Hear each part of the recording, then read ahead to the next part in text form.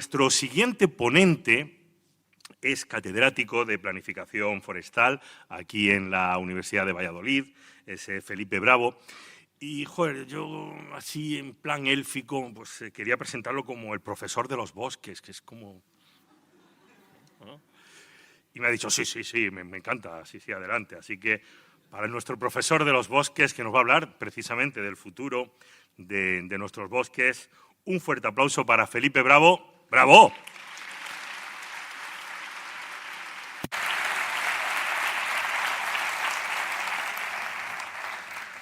Hola, buenos días.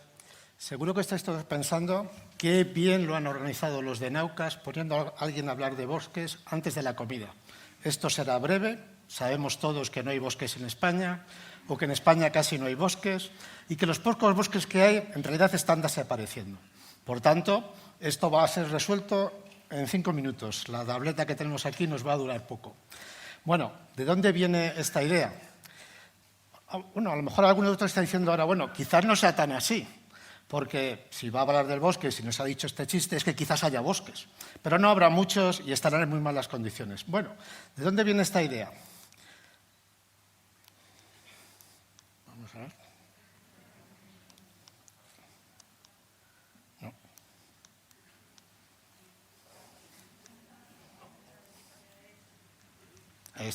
Aquí. Muy bien. Pues, por ejemplo, viene de imágenes como esta. Esta imagen, que es una imagen que está pública y que podéis descargar de una fototeca pública. Esto es una zona entre Cáceres y Badajoz, una foto de los años 50 en el pantano de Cíjara, y que confirmaría la opinión que seguramente traíais todos antes de venir. Pero tenemos otra. Por ejemplo, esta imagen es en la montaña de León, donde en los años 60 se hicieron labores de repoblación forestal y en los años 80-90, pues en la parte derecha de la foto, pues veis el estado en que se encuentra. Los bosques, que muchas veces pensamos que no están, proveen muchos beneficios a la sociedad. Beneficios, algunos de los cuales son beneficios tangibles, a los cuales asignamos un precio de mercado. La madera, el corcho, las setas, las resinas, pero también otros beneficios que no tienen valor de mercado, la conservación de la biodiversidad, la protección de los suelos, la mitigación del cambio climático. A todo esto se le llama servicios ecosistémicos. Esta es una palabra que vamos a repetir varias veces. Bueno, la voy a repetir yo, que me han dicho que vosotros no podéis hablar. La voy a repetir yo. Servicios ecosistémicos va a ser una de las palabras que vamos a repetir. Bueno, volvemos. ¿Cuántos bosques hay en España? Habíamos quedado que todo el mundo pensaba que había pocos, luego que quizás no habría tan pocos. En realidad, España es uno de los 3 países con más bosques de la Unión Europea. Solo Finlandia y Suecia tienen más bosques que España. Tenemos más bosques que Francia, tenemos más bosques que Alemania, que Polonia o que Italia. Quizás nos sorprenda. Nos sorprende tanto como a los visitantes que vienen a mi laboratorio y cuando aterrizan en Barajas, no digo ya si vienen a Villanubla, y dicen, pero ¿a qué clase de escuela forestal he venido si no hay bosques? Bueno, lo que pasa es que nuestros bosques son diferentes. Son diferentes por nuestra posición geográfica, por la historia geológica, por la biogeografía, por el uso. Eso nos hace que nuestros bosques sean diferentes. En realidad, nuestros bosques son más divertidos. Tenemos 7 especies autóctonas de pinos. Tenemos 10 especies autóctonas de quercus, robles, encinas, alcornoques. Esto es más o menos lo que tienen todos los demás juntos. Tenemos hayas, como todos los demás. Todos los demás tienen abetos. Nosotros tenemos 2 especies. Tenemos especies que corresponden a una flora europea, pero también tenemos especies que corresponden a una flora que se parece más a la del norte de África. El estrecho de Gibraltar estuvo cerrado durante tiempo y permitió el paso de especies. Bueno, dicho esto, tenemos un reto. Claro, si hay bosques, ya parece lógico que haya investigadores forestales. Si hay investigadores forestales, tienen que tener un objeto de estudio. El primer reto que tenemos nosotros es que nuestro objeto de estudio normalmente nos sobrevive. No solo sobrevive nuestra vida profesional, sino que sobrevive nuestra vida biológica. Si cuando empezó la ciencia forestal a estar sistematizada en el siglo XVIII, algún científico se hubiera parado a ver cómo crecían los árboles, se habría muerto y todavía seguirían vivos los árboles. No le habría dado tiempo a ver el ciclo vital completo de los árboles. Esto es un problema grande a la hora de observar nuestros objetos de estudios. Es muy diferente a las personas que estudian plantas que tienen vidas de 10 meses y pueden tener varios ciclos. No digo ya las personas que trabajan con bacterias o que trabajan con hongos, que los ciclos vitales, los ciclos de vida son más cortos y pueden acumular muchos más datos, tener mucho más conocimiento. Pero este no es el único reto. Tenemos también el reto de que los bosques, como objeto de estudio, son sistemas abiertos. ¿Qué quiere decir esto? Que intercambian energía y materia con el exterior. Este intercambio de materia y energía nosotros no lo podemos controlar. Incluso es peor, tienen límites difusos. Claro, el límite entre un bosque y un campo de cultivo todos lo determinamos, pero dentro del bosque hay muchas unidades que son diferentes. Y esos límites son difusos, esos límites no están claramente definidos, incluso personas expertas diferentes pueden definir de forma diferente esos límites. Son sistemas con memoria, se acuerdan de lo que les hicimos, se acuerdan de lo que les pasó. Llegamos a un bosque, queremos estudiarlo, hubo un incendio, hubo una corta hace 30 años y eso influye en cómo va a evolucionar a partir de ahora. ¿Y qué ocurre? Que nosotros no sabemos qué pasó hace 20 años, 10 años, 30 años. O tenemos la idea de, bueno, hubo un incendio, pero no sabemos su intensidad, no sabemos su velocidad, no sabemos cuánto tiempo residió. Prácticamente solo sabemos que hubo un incendio, cuando lo sabemos. Y eso también dificulta la comprensión de la evolución a futuro. Son sistemas estructurados. En la primera diapositiva se decía, yo voy a hablar de bosques complejos. Bosques complejos también se incluyen a los bosques mixtos. Claro, en los sistemas estructurados no basta con decir un tercio es pino peñonero, un tercio son encinas, un tercio son quejigos.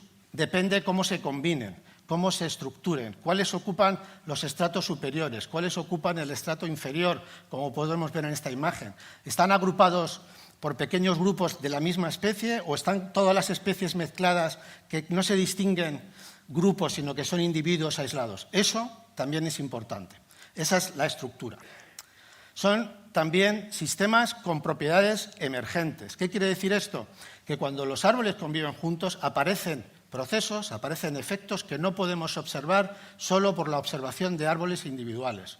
Por ejemplo, el caso del autoaclareo, de la mortalidad natural por excesos de competencia, pero también la alometría, los cambios en la distribución de la biomasa dentro de los individuos, que es diferente cuando viven aislados a cuando están todos juntos. Incluso es diferente cuando los vecinos son de la misma especie o cuando los vecinos son de otra especie. Desde el punto de vista del estudio, también tenemos un aspecto importante, un reto importante, que es que los bosques proveen de múltiples servicios ecosistémicos. Hemos hablado de madera, hemos hablado de resina, hemos hablado de corcho, biodiversidad, conservación del suelo. Cada uno de estos servicios ecosistémicos tiene una métrica diferente. Por tanto, lo que un resultado nos puede dar con respecto a una métrica puede ser contradictorio con otro resultado con respecto a otra métrica, con respecto a otro recurso ecosistémico. También esto tiene que ver con que la sociedad demanda diferentes cosas. La sociedad cada vez quiere participar más en la participación social de la gestión. Esa enorme superficie forestal que hay en España, que es cerca de 19 millones de hectáreas, y eso sin contar las dehesas, que serían otros 5 millones de hectáreas, llaman la atención. Entonces, la participación social hace que tengamos demandas diferentes que hay que combinar. Antes se ha hablado de la energía, lobbies o de los aspectos políticos, lobbies de presión que lo que quieren es más biomasa, otros que quieren más conservación, otros que quieren el mantenimiento del clima. Hay que combinarlo todo y es muy difícil optimizarlo todo. Y además, las sociedades cambiamos de parecer, y esto es importante, más rápido de lo que los bosques pueden responder.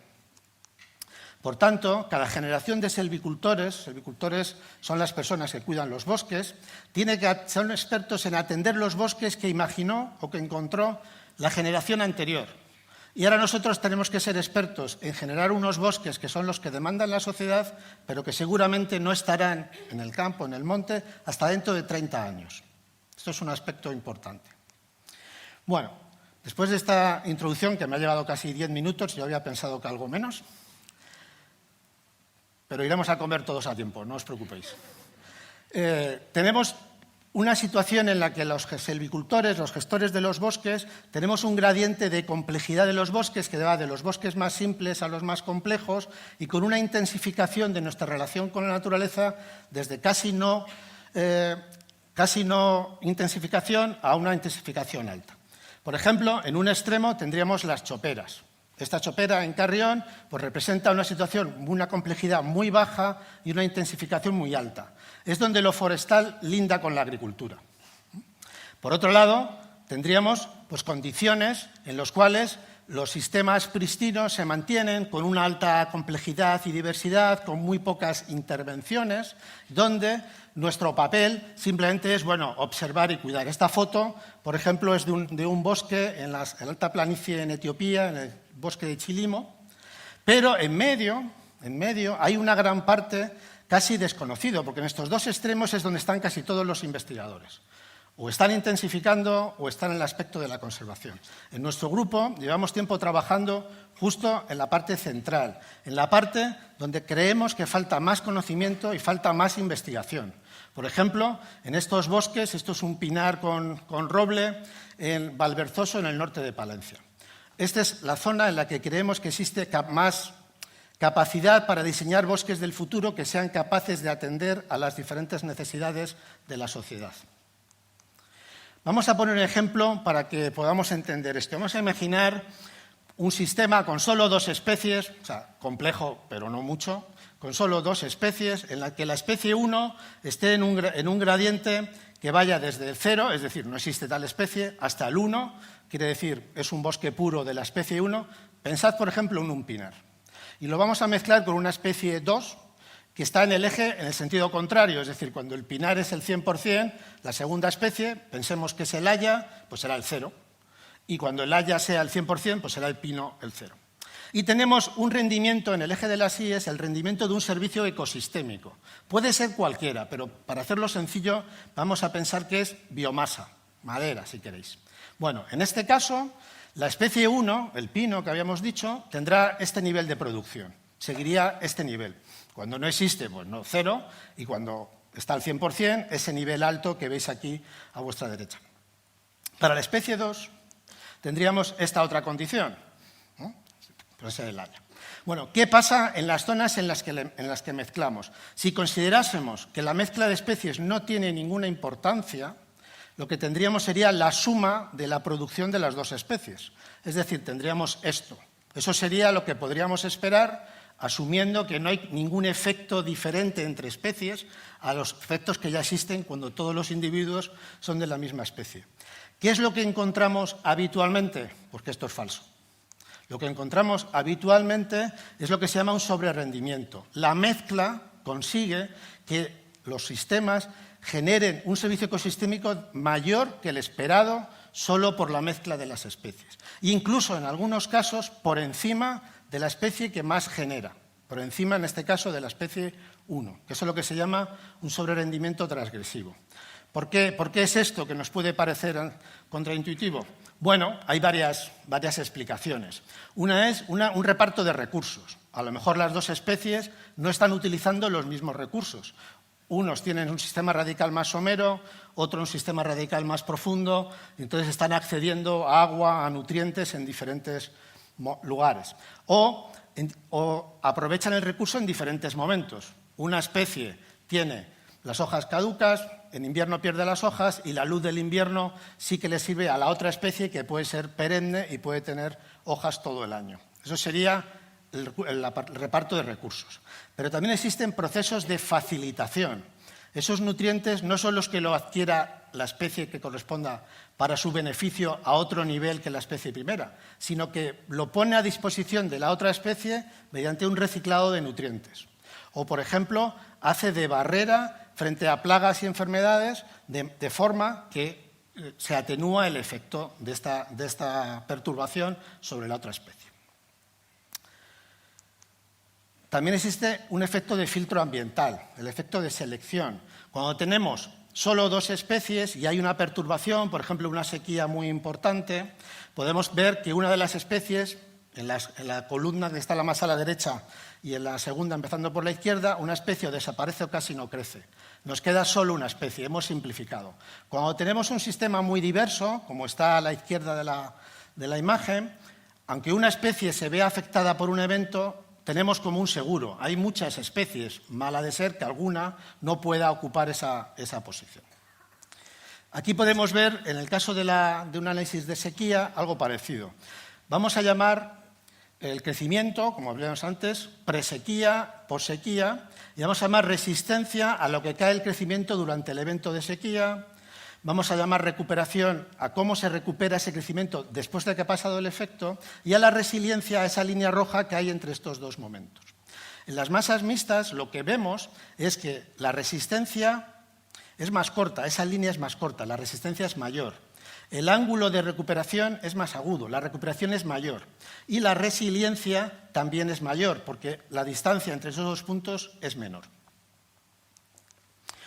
Estos efectos que han sido muy estudiados durante mucho tiempo para la producción de biomasa, ahora se están estudiando para múltiples servicios ecosistémicos y no teniendo solo la densidad, sino también la diversidad.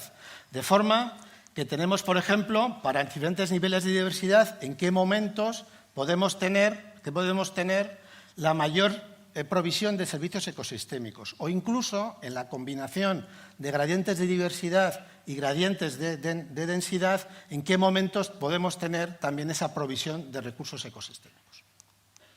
Bueno, ¿cómo los investigadores forestales abordamos estos retos, estos problemas? Bueno, básicamente, como todos los investigadores empíricos, tenemos estudios observacionales y estudios experimentales, cada uno con sus ventajas y sus problemas. En los estudios observacionales, bueno, aprovecho para presentar a mi equipo, ya que pasaban por aquí y no han podido venir hoy. En los estudios observacionales, ¿en qué consiste? Bueno, consiste en que vamos al bosque y hacemos mediciones sobre los árboles. Mediciones, por un lado, de tamaños, diámetros, altura, tamaño de copa, con herramientas analógicas, pero también colocamos la posición de los árboles, porque hemos visto en la estructura que dónde están los árboles y dónde están sus vecinos también es un aspecto interesante, pero también ahora ya estamos comenzando a utilizar tecnología láser, tecnología LIDAR, para poder reconstruir después el monte en el ordenador, haciendo mediciones mucho más precisas y pudiendo registrar las mediciones hoy, repetir las mediciones dentro de unos años y de esta forma poder tener el crecimiento. También el crecimiento lo obtenemos mediante anillos de crecimiento, mediante muestras, mediante barrenas que extraemos de los árboles o discos que traemos de los árboles. Medimos el crecimiento y de esta manera podemos relacionarlo con el clima, con eventos pasados, podemos detectar cuándo hubo otros aspectos. También están los estudios experimentales. Los estudios experimentales, hay estudios experimentales que ocurren en cámaras de cultivo, ocurren en invernadero, son más parecidos a lo que ya entendemos todos, es decir, hay una hipótesis, intentamos cumplirla. Pero también hacemos experimentos en campo. Estos experimentos en campo es un poco diferente porque planteamos una hipótesis, diseñamos un experimento, lo instalamos, esperamos 30 años y tenemos unos resultados. ¿Qué ocurre? Que nosotros somos herederos de personas que instalaron experimentos seguramente para preguntas diferentes y que tenemos que analizar hoy. Y al mismo tiempo estamos instalando experimentos con preguntas de hoy que serán evaluados y analizados de forma, cuando tengan información, cuando quizás nuestras preguntas ya no les interesen. Y este es un problema de los que tenemos habitualmente en nuestro trabajo. Bueno, la idea es trabajar en silvicultura, que todo el mundo ahora piensa que es smart, todo es smart, por supuesto que no, nosotros también. Y smart significa sostenible, que ayude a la mitigación del cambio climático, que permita la adaptación de los bosques, sea resiliente y además tenga en cuenta los trade-off, los compromisos que tenemos que hacer entre los muchos servicios ecosistémicos que tenemos. El problema que tenemos ahora, y de cara a futuro, que es lo que nos han pedido que ahora hagamos, es que, claro, hoy estudiamos los pinos con los hayas, mañana los pinos con los pinos, pasado los pinos con los robles con las hayas. Vamos como coleccionando casos de estudio. Eso, en realidad, pasa también en otros campos. Nuestros compañeros de agronomía pues tienen muchos cultivos y hacen un cultivo con otro cultivo Pero al final son muchos casos de estudio. Estaría bien que pudiéramos tener un mismo lenguaje y poder integrar la información de los que trabajamos con plantas de muchas diferentes edades y tamaños, de una forma integrada. Para ello tenemos los procesos y los rasgos funcionales. Los rasgos funcionales es lo que nos permite, rasgos funcionales, por ejemplo, la tolerancia a la sequía o la tolerancia a la luz o la tasa de crecimiento. Los rasgos funcionales nos permitiría saltar el concepto de especie y poder poner en una escala de rasgos funcionales observaciones sobre ecosistemas diversos. También tenemos aquí los procesos ontogénicos, la edad. Las plantas tienen un proceso que es muy parecido, solo que algunas plantas los hacen en 10 meses, otras las hacen en 100 años. Si pudiéramos ponerlos en una escala parecida y combinándolo con los rasgos, seríamos capaces de tener estos factores, que son extrínsecos e intrínsecos, con el objeto. No hace falta que lo leáis, es el resumen de lo que dije antes por si se me había pasado. Lo que ocurre aquí es que esos factores extrínsecos y intrínsecos lo que va a permitir es agrupar observaciones y experimentos ahora mismo aislados, no solo aislados entre disciplinas, ahora mismo aislados entre ecosistemas. Un investigador en Estados Unidos o en Canadá trabajando en pseudosuga con suga, pues tiene unos resultados y a nosotros nos vale como de una orientación. Lo que hacemos aquí con abetos y pino negro, por decir algo, tiene otro valor. Nos permitiría integrarlos juntos para tener una teoría general. Antes he hablado de Einstein. Nosotros, los físicos, estaría bien que nosotros tuviéramos una teoría general de cómo las plantas, de la mezcla de plantas, interacciona, para de esa forma comprender, conservar y diseñar los ecosistemas. Eso es lo que esperamos poder contaros dentro de 6 años si seguimos aquí. Muchas gracias.